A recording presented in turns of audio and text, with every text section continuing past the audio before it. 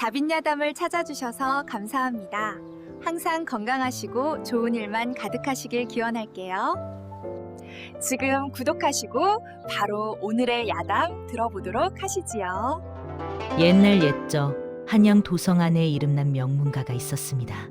그댁 며느리 서영은 빼어난 자태와 단아한 품성으로 시댁 어른들의 사랑을 한 몸에 받았지요.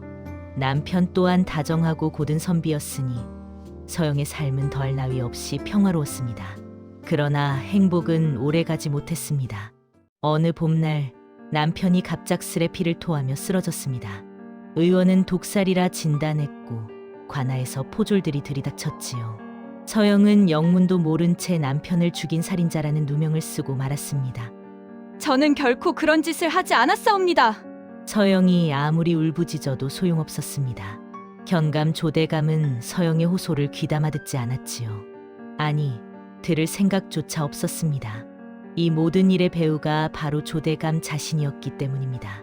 조대감은 서영의 남편이 캐내던 관아의 비리가 세상에 드러날까 두려워 독을 넣었던 것입니다. 그리고 그 죄를 고스란히 서영에게 뒤집어 씌웠지요. 결국 서영은 삼천리 밖구의 딴 섬으로 유배형을 선고받았습니다.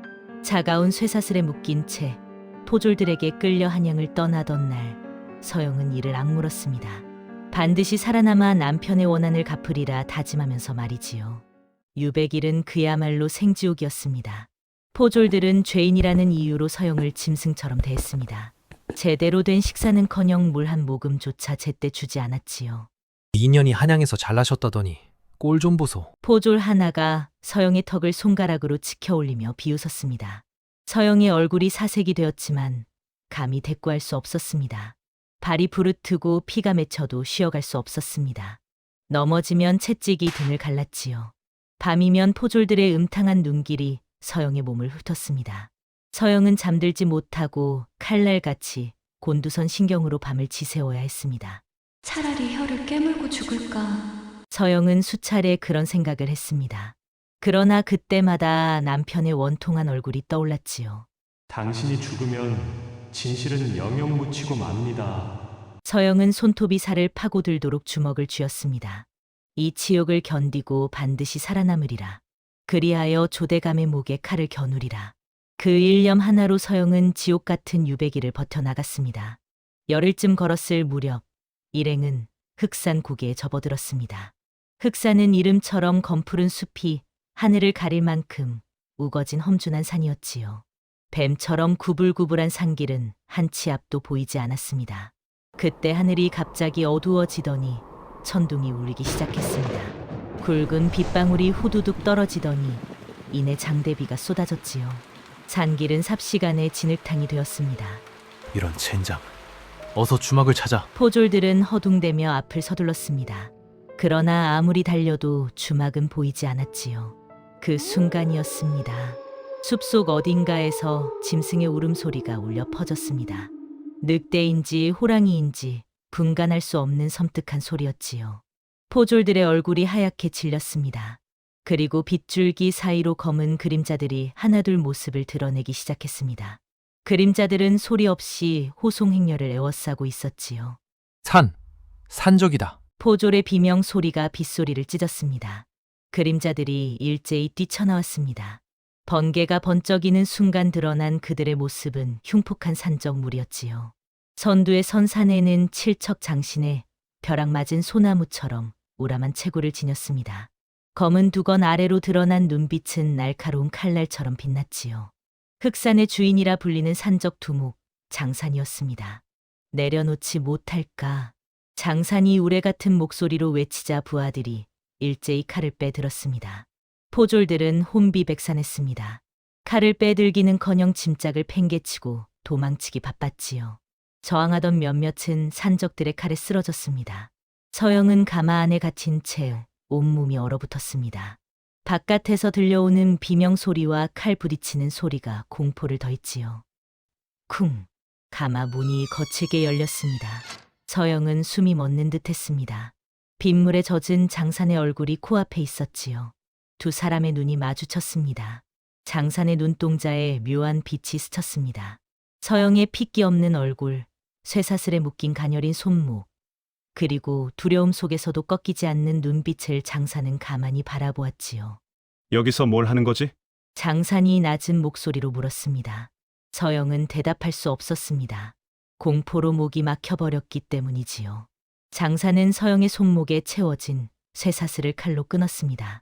그리고 거친 손으로 서영을 가마 밖으로 이끌었지요. 데려간다! 장산의 명령 한마디에 서영은 산적들에게 둘러싸여 흑산 깊은 곳으로 끌려갔습니다. 서영은 자신의 운명이 끝났다고 생각했습니다. 산적 소굴로 끌려온 여인이 어떤 짓을 당하는지 모르는 바 아니었지요. 차라리 포졸들에게 끌려가 외딴 섬에서 죽는 편이 나았을지도 모릅니다. 산체에 도착하자 서영은 한 움막에 던져지듯 들어갔습니다. 홀로 남겨진 서영은 떨리는 손으로 허리춤을 더듬었습니다. 유백일에 몰래 숨겨두었던 작은 비녀가 손에 잡혔지요. 서영은 비녀 끝을 목에 가져다 대었습니다. 그때 움막 문이 열렸습니다.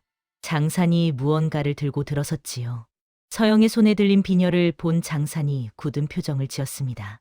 줄 생각이면 말리지 않겠다. 장산은 차가운 어조로 말했습니다. 그리고 손에 들고 있던 것을 서영 앞에 내려놓았지요. 따끈한 밥과 국, 그리고 마른 옷가지였습니다. 하지만 배는 채우고 죽어라. 굶어 죽으면 저승에서도 배가 고프다더군. 장사는 그 말을 남기고 움막을 나갔습니다. 서영은 멍하니 앞에 놓인 밥상을 바라보았습니다. 유백일 내내 포졸들이 주던 썩은 죽과는 비교도 되지 않는 따뜻한 밥이었지요. 서영의 눈에서 눈물이 흘러내렸습니다. 그날 밤 서영은 비녀를 품에 넣은 채 오랜만에 깊은 잠에 빠졌습니다.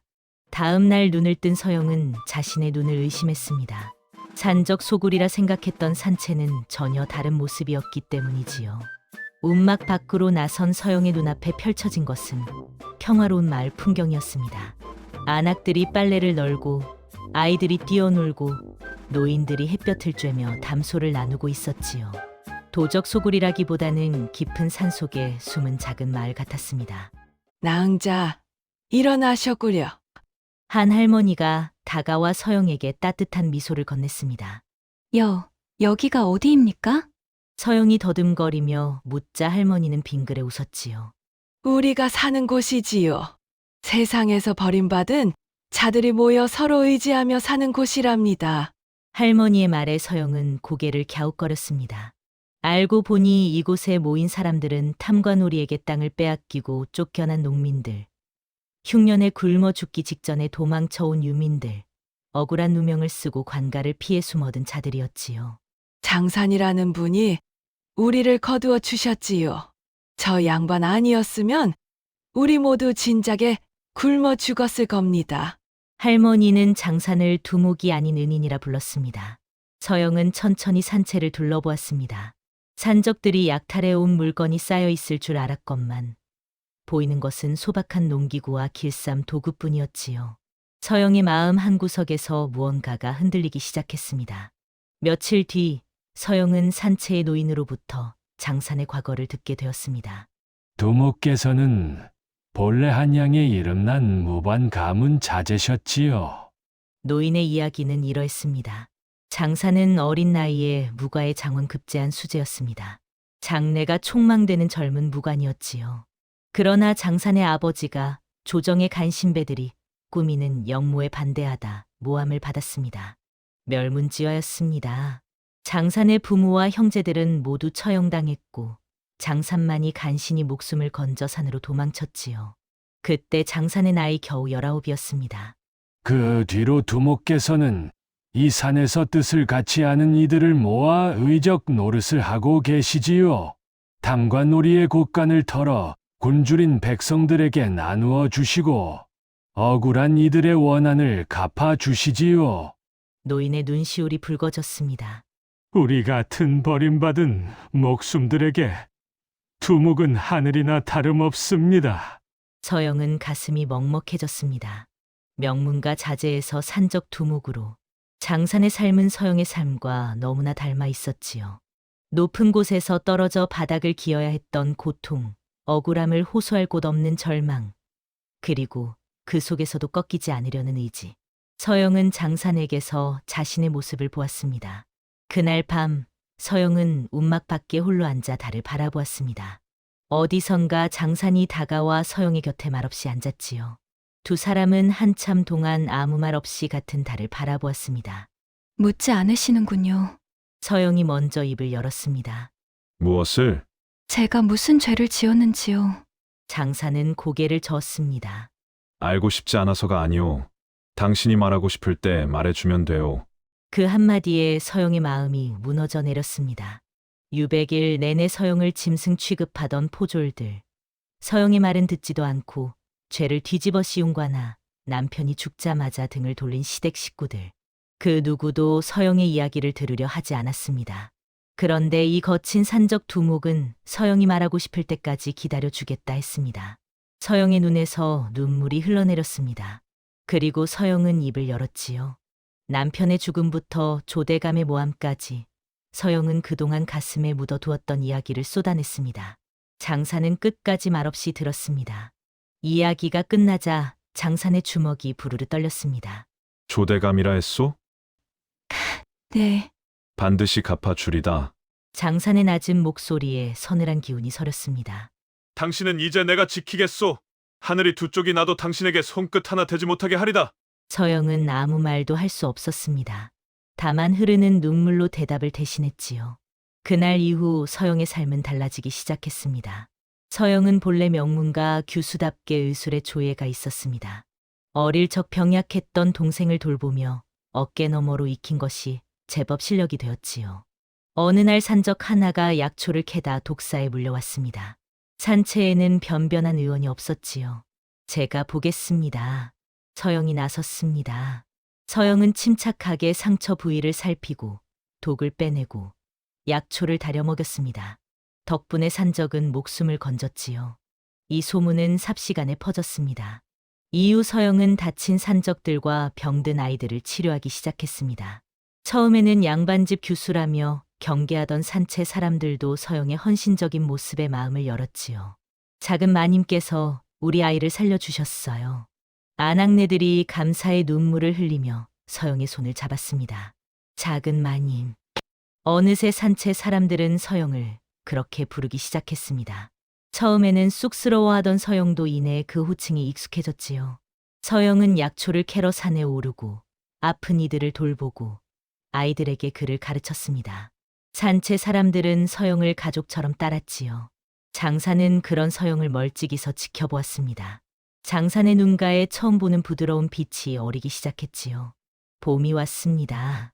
산채 뒷산에 진달래가 흐드러지게 피어났지요. 서영은 약초를 캐러 산에 올랐고 장산이 뒤따랐습니다. 혼자 다니면 위험하오. 장산의 핑계였습니다. 서영은 빙그레 웃으며 고개를 끄덕였지요. 두 사람은 나란히 산길을 걸었습니다. 꽃향기가 바람에 실려왔고 산새들이 지저귀었지요. 저 꽃 좀 보시오. 장산이 가리킨 곳에 하얀 들꽃이 바위 틈에 피어 있었습니다. 저런 척박한 곳에서도 꽃이 피는구려. 서영이 감탄하자 장산이 조용히 말했습니다. 당신을 닮았소. 서영의 얼굴이 붉어졌습니다. 장산의 얼굴도 마찬가지였지요.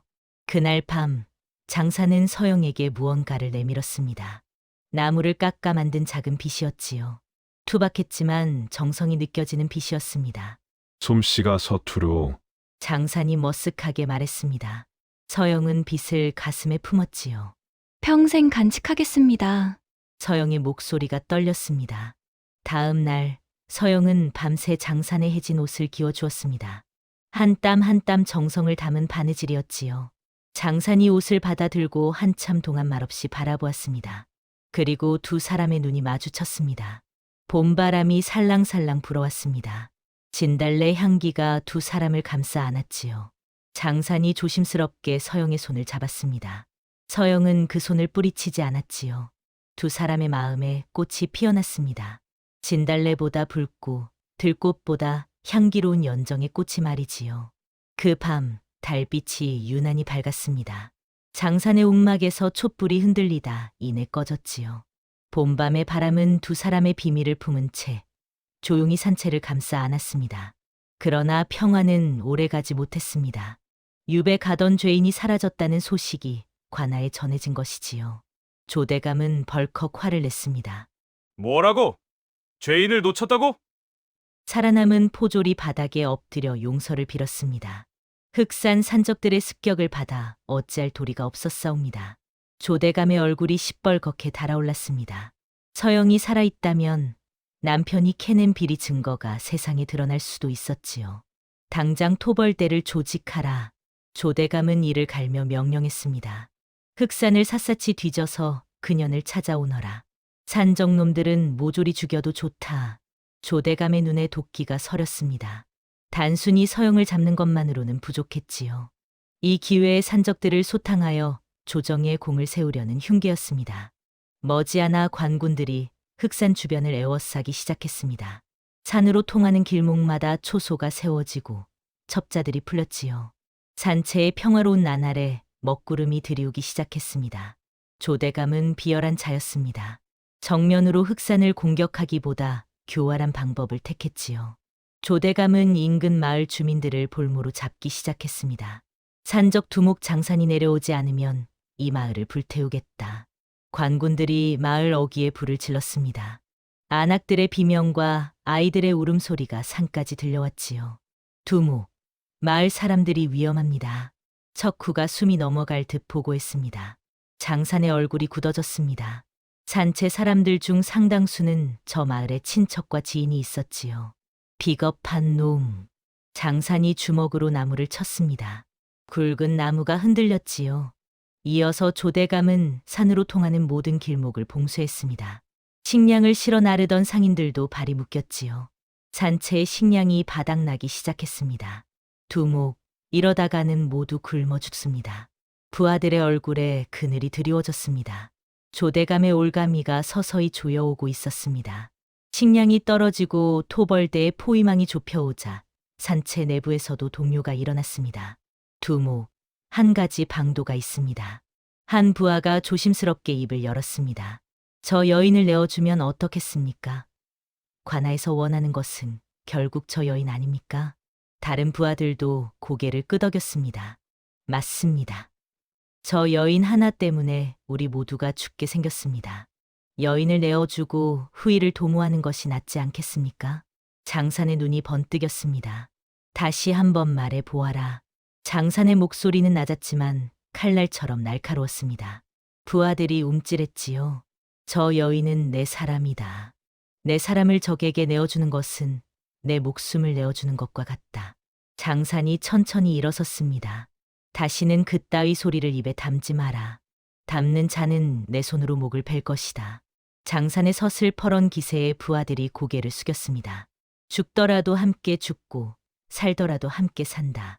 그것이 우리가 여기 모인 이유가 아니더냐? 장산의 말에 부하들의 눈에 다시 불꽃이 일었습니다. 두목을 따르겠습니다. 산채는 다시 하나가 되었습니다. 그러나 서영의 가슴에는 칼이 박힌 듯했습니다. 자신 때문에 산채 식구들이 위험에 처했다는 사실이 서영을 짓눌렀지요. 밤마다 서영은 잠을 이루지 못했습니다. 굶주린 아이들의 울음소리, 불안에 떠는 안악들의 눈빛, 그리고 장산의 초췌해진 얼굴이 서영의 마음을 갈갈이 찢었습니다. 결국 서영은 결심했습니다. 깊은 밤, 모두가 잠든 틈을 타 서영은 몰래 움막을 빠져나왔습니다. 품에는 나무 빗 하나만 넣었지요. 미안합니다. 그리고 고맙습니다. 서영은 잠든 장산의 움막을 향해 마지막 인사를 건넸습니다. 그리고 산을 내려가기 시작했지요. 그러나 산 입구에 이르렀을 때였습니다. 어디로 가려 하시오? 어둠 속에서 장산의 목소리가 들려왔습니다. 서영은 심장이 멎는 듯했지요. 아, 알고 계셨습니까? 당신이 어떤 사람인지 진작 알고 있소. 남을 위해 자신을 희생하려 하는 어리석고도 고운 사람이라는 것을. 장산이 어둠 속에서 걸어 나왔습니다. 돌아가시오. 하지만 저 때문에 모두가 당신이 죽으면 나도 산채도 아무 의미가 없소. 장산이 서영의 손목을 잡았습니다. 함께 싸우시오. 함께 살아남읍시다. 서영의 눈에서 눈물이 흘러내렸습니다. 서영은 고개를 끄덕였지요. 두 사람은 손을 맞잡고 산채로 돌아왔습니다. 밤새 서영과 장산은 머리를 맞대었습니다. 수세에 몰려서는 안 됩니다. 조대감의 급소를 쳐야 합니다. 서영이 말했습니다. 급소라 하면? 남편이 죽기 전 조대감의 비리를 기록한 비밀 장부를 숨겨두었습니다. 그것이 아직 남아있다면 조대감을 무너뜨릴 수 있습니다. 장산의 눈이 빛났습니다. 어디에 있소? 남편의 옛 서재 서가 뒤에 숨겨두었습니다. 관아 뒷담 안쪽에 있지요. 서영은 남편이 죽기 직전 속삭이던 말을 떠올렸습니다.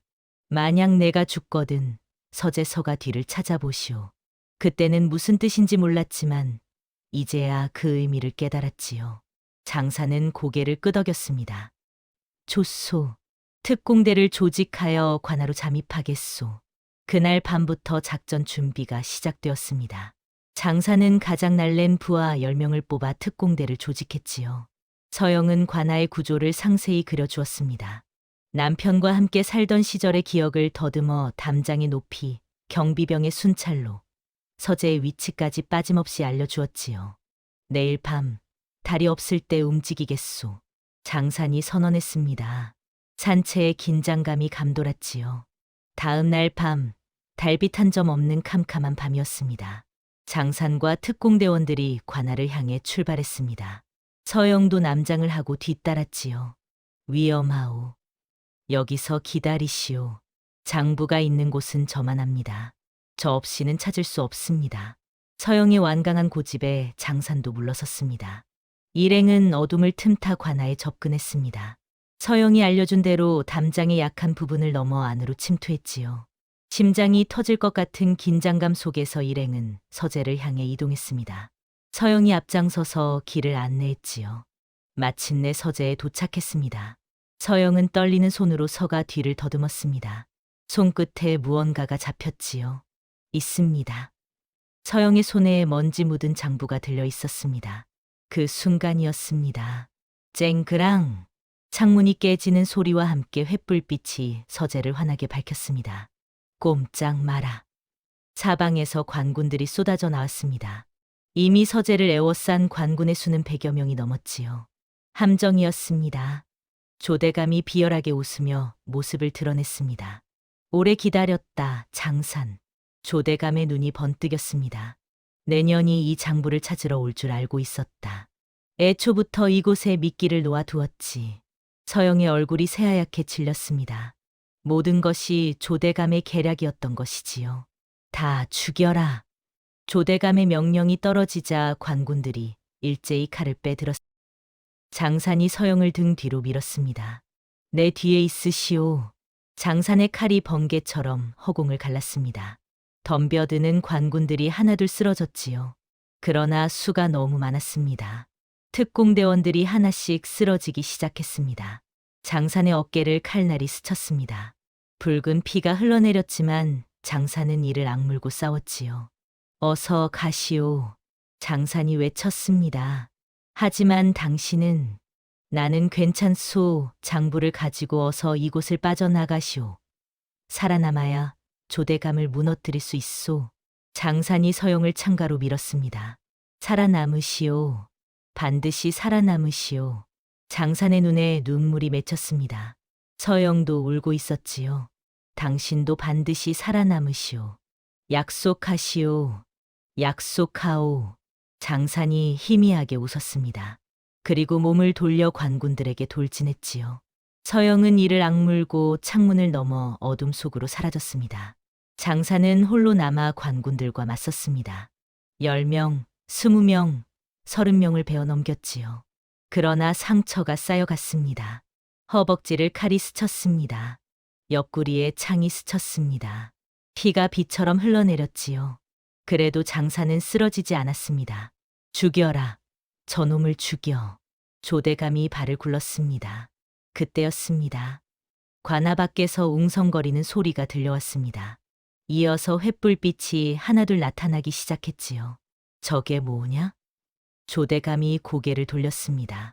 관아 앞에 수백 명의 백성들이 횃불을 들고 몰려오고 있었습니다. 조대감의 폭정에 분노한 마을 사람들이었지요. 조대감 나와라. 우리 땅을 돌려내라. 횡포를 멈춰라. 백성들의 함성이 하늘을 찔렀습니다. 서영이 산채로 돌아가 긴급히 연락을 보냈던 것이지요. 산채에 남아있던 산적들과 그간 조대감에게 수탈당한 백성들이 함께 봉기한 것이었습니다. 막으란 말이다. 조대감이 비명을 질렀지만 소용없었습니다. 밀려드는 백성들 앞에서 관군들은 무기를 버리고 도망치기 시작했지요. 민심을 잃은 군대는 모래성처럼 무너졌습니다. 이게 무슨 짓이냐? 감히 관군에게 대들어? 조대감이 악을 썼지만 이미 그를 따르는 자는 아무도 없었습니다. 장사는 피투성이가 된 몸을 이끌고 조대감 앞에 섰습니다. 끝났다, 조대감. 장산의 목소리는 낮았지만 단호했습니다. 네, 내 놈이 감히. 조대감이 칼을 빼들었습니다. 그러나 그의 손은 바들바들 떨리고 있었지요. 장산의 칼이 번개처럼 움직였습니다. 조대감의 칼이 땅에 떨어지고 장산의 칼끝이 조대감의 목에 겨누어졌지요. 자비를 베풀어 달라. 목숨만은 살려달라. 조대감이 무릎을 꿇고 살려달라고 빌었습니다. 지난날 그토록 오만하던 자의 추한 모습이었지요. 목숨을 빼앗지는 않겠다. 장산이 칼을 거두었습니다. 내 놈의 죄는 내가 아니라 백성들이 심판할 것이다. 장산이 고개를 돌리자 서영이 장부를 들고 백성들 앞에 나섰습니다. 여러분, 이것을 보십시오. 서영은 장부를 펼쳐 보였습니다. 그 안에는 조대감이 백성들의 세금을 횡령하고 무고한 이들을 누명 씌워 재산을 빼앗고 뇌물을 받고 죄인을 풀어준 기록이 낱낱이 적혀 있었지요. 조대감은 제 남편을 독살하고 저에게 누명을 씌웠습니다. 서영의 목소리가 떨렸습니다. 백성들의 분노가 폭발했습니다. 저놈을 잡아라. 심판을 받게 하라. 마침 그때 암행어사 일행이 관아에 도착했습니다. 백성들의 봉기 소식을 듣고 달려온 것이지요. 무슨 일이냐? 암행어사가 호령하자 모두가 멈추었습니다. 서영은 암행어사 앞에 무릎을 꿇고 장부를 바쳤습니다. 어사나리, 조대감의 죄상이 모두 여기 적혀 있사옵니다. 제 남편의 억울한 죽음과 저희 누명도 함께 밝혀 주시옵소서. 암행어사는 장부를 꼼꼼히 살펴보았습니다. 그리고 얼굴이 굳어졌지요. 조대감을 당장 포박하라. 암행어사의 명에 조대감은 포승줄에 묶여 끌려갔습니다. 그 비참한 모습을 보며 백성들이 환호했지요. 장사는 서영에게 기대어 서 있었습니다. 상처투성이었지만 장산의 얼굴에는 평화로운 미소가 떠올라 있었지요. 끝났소. 네, 끝났습니다. 서영도 미소 지었습니다. 오랜 악몽이 드디어 끝난 것이지요. 수개월 후 한양에서 교지가 내려왔습니다. 조대감은 대역죄인으로 처형당했고 서영의 남편은 무고한 충신으로 복권되었지요. 서영에게도 누명을 벗기고 신분을 회복하라는 어명이 내려졌습니다. 축하드리옵니다, 마님. 이제 한양으로 돌아가시어 본래의 삶을 사실 수 있게 되셨습니다. 관리가 공손히 말했습니다. 서영은 잠시 생각에 잠겼습니다. 한양의 명문가로 돌아가면 예전처럼 비단옷을 입고 하인을 거느리며 편안하게 살 수 있을 것입니다. 그러나 그 삶이 과연 서영이 원하는 삶일까요? 서영은 고개를 저었습니다. 고맙습니다만 한양으로 돌아가지 않겠습니다. 네, 하오나 마님. 저는 이미 제가 있을 곳을 찾았습니다. 서영은 장산을 바라보았습니다. 장산도 서영을 바라보았지요. 두 사람의 눈이 마주쳤습니다. 말하지 않아도 서로의 마음을 알 수 있었습니다. 서영은 스스로 양반의 신분을 버렸습니다. 그리고 장산의 손을 잡았지요. 저의 남은 삶은 당신과 함께하고 싶습니다. 장산의 눈시울이 붉어졌습니다. 평생 당신을 행복하게 해드리겠소. 얼마 뒤 산채에서 소박한 혼례가 올려졌습니다. 신분도 재산도 명예도 없는 혼례였지만 산채 사람들의 축복 속에서 두 사람은 부부가 되었지요. 서영은 산채의 안주인이 되어 아픈 이들을 돌보고 아이들을 가르치고 장산과 함께 백성들을 위해 헌신했습니다. 세월이 흘러 흑사는 더 이상 산적의 소굴이 아니었습니다. 뜻을 같이 하는 이들이 모여 서로 돕고 나누며 살아가는 평화로운 마을이 되었지요. 서영과 장산 사이에서 예쁜 아이들도 태어났습니다. 아이들은 신분의 귀천 없이 모두가 평등하다는 것을 배우며 자랐지요. 가끔 서영은 남편을 떠올렸습니다. 남편이 목숨 바쳐 지키려 한 정의가 결국 세상에 드러났다는 것에 감사하며 남편의 명복을 빌었지요. 어느 가을날 서영은 아이들과 함께 단풍 든 산을 바라보며 말했습니다. 세상은 때로 불공평하고 가혹하단다. 하지만 절망하지 말거라. 어둠이 깊을수록 새벽은 가까운 법이니까. 아이들이 고개를 끄덕였습니다. 그리고 기억하여라. 진정한 행복은 높은 지위나 많은 재물이 아니라 서로 아끼고 돕는 마음에서 온다는 것을. 서영의 얼굴에 평화로운 미소가 떠올랐습니다. 옛말에 세옹지마라는 말이 있습니다. 인생의 기륭화복은 예측할 수 없다는 뜻이지요. 서영은 명문가 며느리에서 살인죄를 뒤집어 쓴 죄수가 되었고 산적에게 납치당한 가련한 여인이 되었습니다. 그러나 그 불행 속에서 진정한 사랑을 만났고 진정한 행복을 찾았지요. 때로는 가장 깊은 절망 속에서 가장 밝은 희망이 피어나기도 합니다. 오늘 어려움을 겪고 계신 분이 있다면 부디 포기하지 마시길 바랍니다. 지금의 고통이 언젠가 더 큰 행복의 씨앗이 될 수도 있으니까요. 다음 영상을 빠르게 만나보시려면 좋아요와 구독을 눌러주세요. 그럼 더 재미있는 영상으로 찾아뵙겠습니다. 모두 행복한 하루 보내세요.